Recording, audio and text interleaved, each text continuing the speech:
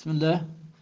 وبانصراف لحدث ثم تبين نفيه كمسلم شك في الإتمام ثم ظهر الكمال على الأظهر، وبالسجود المسبوق مع الإمام بعديا أو قبليا إن لم يلحق ركعة، وإلا سجد ولو ترك إمامه أو لم يدرك موجبه، وأخر البعدية ولا سهو على مؤتم حالة القدوة، وبترك قبلي عن 3 سنن وطال لا أقل فلا سجود، وإن ذكره في صلاة وبطلت فكذاكرها، وإلا فكبعض، فمن فرض إن أطال القراءة أو ركع بطلت، وأتم النفل وقطع غيره، وندب الإشفاع إن عقد ركعة، وإلا رجع بلا سلام، ومن نفل في فرض تمادى كفي نفل إن أطالها أو ركع، وهل بتعمد ترك سنة أو لا، ولا سجود خلاف.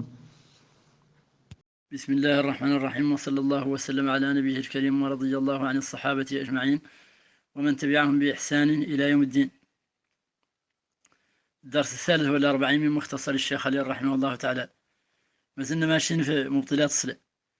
قال وبانصراف لحدث ثم تبين نفيه. قال عن بطلة الصلاة بانصراف معناها إعراض لسبب حدث الشك فيه مثلا، والله حس به، ثم تبين نفيه، عقب تبين له عنه ما طلع لي حدث، ذاك صلاته بطلت بها رفض ذاك للنية هو البطل صلاته. كمسلم شك في الإتمام ثم ظهر الكمال على ظهره، كيف ذاك اللي حد سلم وهو شاك عن الصلاة ما تمت، وعقب تبين له عن الصلاة تمت، الصلاة راهي بطلت. كي مثلا إمام سلم شاك في الإتمام وصلت شور الإمام وجين قال لهم الصلاة تمت، قالوا له الصلاة تمت بعد، يسوى غير الصلاة راهي بطلت. مجرد حد يعود شاك ما جايز له يسلم. قال كفاه من شك في إتمامها أتم حتما ويسجد ولو مؤتما. يسوى قاع ماموم الماموم ذاك منين يعود الإمام يتيقن التمام وسلم وهو مازال شاك ما جايز له يسلم، لابد منه يقوم إلين يجيب ذاك الشاك فيه. كمسلم شك في الإتمام ثم ظهر الكمال على الأظهر، وبالسجود المسبوق مع الإمام بعديا أو قبليا إن لم يلحق ركعة. قال عن بطلة الصلاة بالسجود المسبوق مع الإمام بعديا عايد من وقاف خليل مطلقا، معناها بعدي مطلق يسوى دارك ركعة مع الإمام ويسوى ما هو دارك ركعة معه، لا من إن يسجد عمدا تبطل صلاته.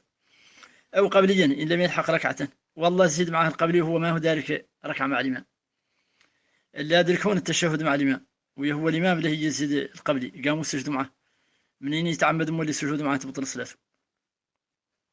وإلا سجد، معناها وإلا بأن لحق ركعة مع الإمام سجد القبلية مع الإمام، ولو ترك إمامه يسوى قاع الإمام ترك القبلي يلا هو يسجد، أو لم يدرك موجبه، والله عاد هو ما أدرك موجبه، كيف مثلا الإمام اللي اسمه قبلي من الركعة الأولى ولا الثانية ودرك هو معها الركعات التالية، إلا ذاك القبلي اللي لازم الإمام يلا هو يسجد. وأخر البعدية بعد القضاء، قال عنه يلا منين يعود الإمام لازم بعدي يلا هو يأخره، كيف قلنا لين يعود وراء القضاء لين يقضي ذاك اللي حد إنه يسجد، حد إنه يسجد ذاك البعدي. ولا سهو على مؤتم حالة القدوة، قال عن الإمام ذاك ما عليه السهو حالة القدوة، القدوة بالفتح القاف، بفتح القاف عايدة بمعنى الاقتداء، وأما الشخص المقتدى به يقصه هو بتثليث القاف، القدوة والله القدوة والله القدوة. ولا سهو على مؤتم حالة القدوة، عايدة يقولوا قاعدة كل ما لا يحمله الإمام عمن خلفه لا يكون سهوه عنه سهوا لهم إن فعلوه. ويقولوا ما اللي قاعدة أخرى كل ما يحمله الإمام عمن خلفه فسهوه عنه سهو لهم وإنهم فعلوه. ذاك هو اللي قال الكفاف وكل ما الإمام عنهم يحملوه فسهوه سهو لهم لو فعلوا، ولا يضر سهوه عما لا يحمل إن فعله أو قال. حد مثلا الشيء ما يحمله عنه الإمام منين يعدله هو تصح له هو وتبطل على الإمام، وعود قاع من ينزادوا به ذوك المستثنيات اللي تبطل على الإمام والإمام تصح له. وبترك قبلي عن 3 سنن وطال، قالوا بطلت الصلاة بترك قبلي مترتب عن 3 سنن، وطال معناها حصل طول، يتوصل قبلي مترتب عن السنن من أقوال الصلاة، ويسوى من أفعالها، ويسوى من تركبين، وهو اللي نظام شيخنا حفظه الله ورعاه بقوله: وترك قبلي الثلاث أبطلا لطول نول مانع قد حصلت السنن من أقوال أو ركبت منها ومن أفعال، كجيم تكبير أو التسميع، أو حصل الجم من الجميع. أما المركب فعند الأول كسورة وكالجلوس الأول تشهد ولفظه المخصوص، جلوسه استنانها منصوص، والسنة نفس سورة قيامها، وشهر أو سر به اتسامها. لا أقل من 3 سنن ذاك ما يبطل، فلا سجود ملهقع مع السجود. وإن ذكره في صلاة وبطلت فكذاكرها، وإن ذكره اللي هو القبل المترتب عن 3 سنن في صلاة، والحال أن الأولى بطلت فكذاكرها، معناها في حكمه كحكم ذاكر الصلاة في صلاة. وذاك فتنا قلنا وإن ذكر اليسير في صلاة قطع. وإلا تبطل الأولى فكبعض، معناها كيف حد من ذكر بعض من الصلاة فصل. وهذا كلام مجمل، وله إن شاء الله يفصلوا وتفصيل وعيد يطلق على 4 حالات، بها اللي هي الصلة الأولى اللي تعود لا فرض والله نافلة، وهذه اللي حالا المذكر فيها اللي تعود لا فرض والله نافلة. وهذا كامل اللي يتكلم عليه إن شاء الله. فمن فرض إن أطال القراءة وركع بطلت، معناها فإن كان ترك البعض من فرض ويسوى هو حال الفرض ويسوى نافلة، منين يطول القراءة، معناها يجاوز الفاتحة شور السورة والله يركع الأمي الذي لا يقرأ بطلت الأولى. قال لك فمن فرض إن أطال القراءة وركع بطلت الأولى. وأتم النفلة إذا عاد هو في النافلة يتممها، وقطع غيره إذا عاد الصف في شماه النافلة يا الله يقطعه. وندب الإشفاع وإن عقد ركعته، من دبول العاد فيها جاب ركعة تامة يشفعها بواحدة أخرى إذا عاد الوقت متسع ويعدلها نافل.